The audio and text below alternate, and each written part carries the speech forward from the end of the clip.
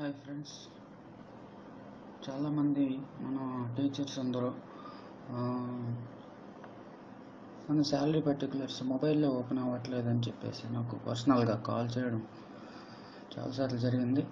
దానికి సొల్యూషన్తో మొబైల్లో మన శాలరీ పర్టికులర్స్ ఎలా డౌన్లోడ్ చేసుకొని చూడాలనే దాని మీద ఒక వీడియో తయారు చేశాను. అది మీకు ఇప్పుడు ప్రజెంట్ చేస్తున్నాను. Just observe it. First of all మనం ప్లే స్టోర్లోకి వెళ్ళాలి.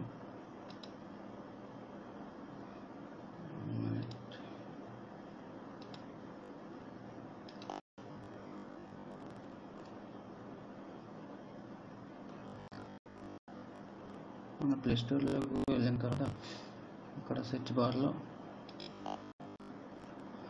ఈఎస్ ఫైల్ మేనేజర్ చూడండి. ఈఎస్ ఫైల్ మేనేజర్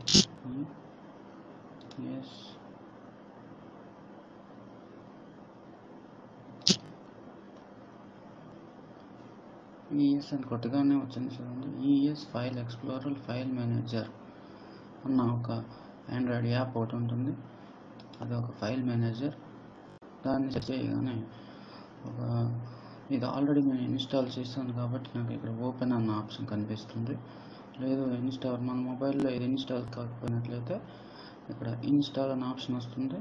ఇన్స్టాల్ చేయండి. అది బాగా యూజ్ఫుల్ అయినటువంటి యాప్ అది. ఓకే, ఇది ఇన్స్టాల్ చేసుకున్న తర్వాత ప్రైమరీగా ఇది ఇన్స్టాల్ అయితే మన శాలరీ పర్టికులర్స్ అనేవి ఓపెన్ చేయడానికి చాలా ఈజీగా అవుతుంది. నెక్స్ట్ మన మొబైల్లో క్రోమ్ బ్రౌజర్ డిఫాల్ట్గా ఆల్రెడీ ఇన్స్టాల్ అయి ఉంటుంది కాబట్టి క్రోమ్ బ్రౌజర్ వెళ్ళాలి.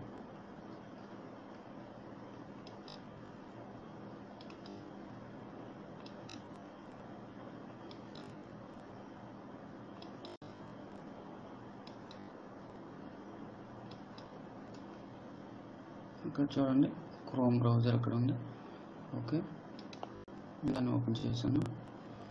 ఓపెన్ చేసిన తర్వాత డైరెక్ట్గా మనం ఎంప్లాయీ ఐడితో శాలరీ పర్టికులర్స్ ఎలా డౌన్లోడ్ చేసుకోవాలనేది దానికి డైరెక్ట్ లింక్గా మన Teachers9 వెబ్సైట్లో ఆల్రెడీ పొందుపరచడం జరిగింది. ఫస్ట్ ఆఫ్ ఆల్ గూగుల్లో teachers9.com అని టైప్ చేయండి.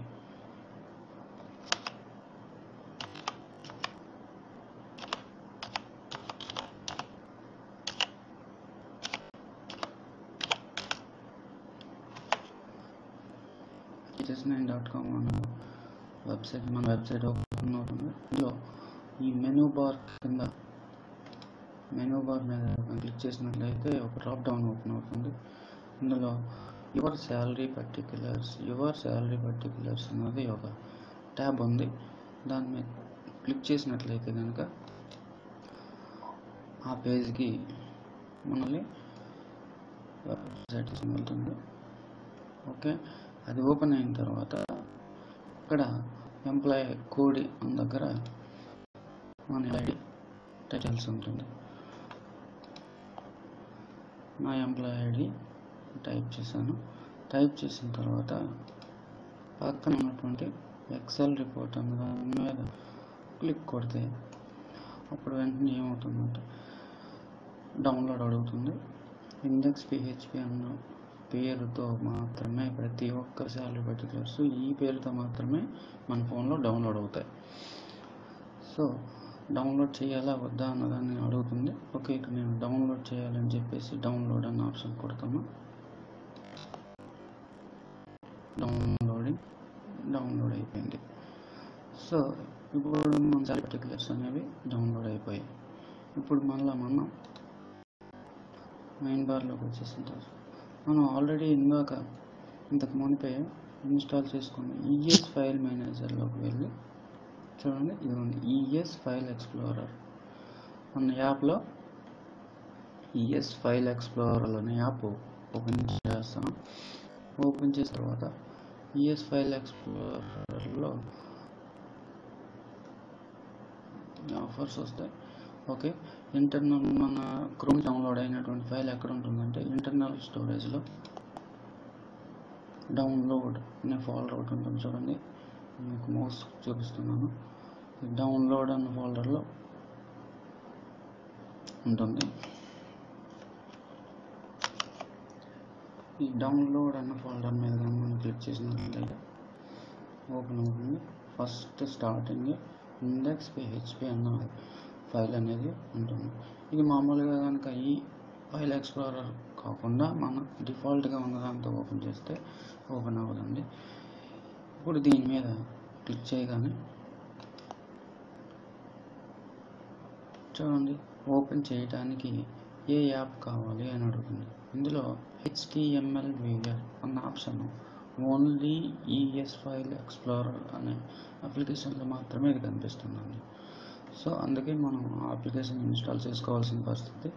ఓకే, HTML వీవర్ అన్న దాని మీద క్లిక్ చేసినట్లయితే కనుక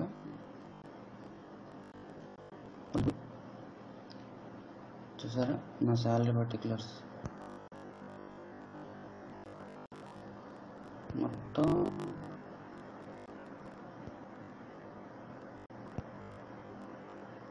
టేబులర్ ఫార్మాట్లో వచ్చేసి దీన్ని మనం స్క్రీన్ షాట్ తీసుకొని మనం నచ్చినట్లు సేవ్ చేసుకోవచ్చు.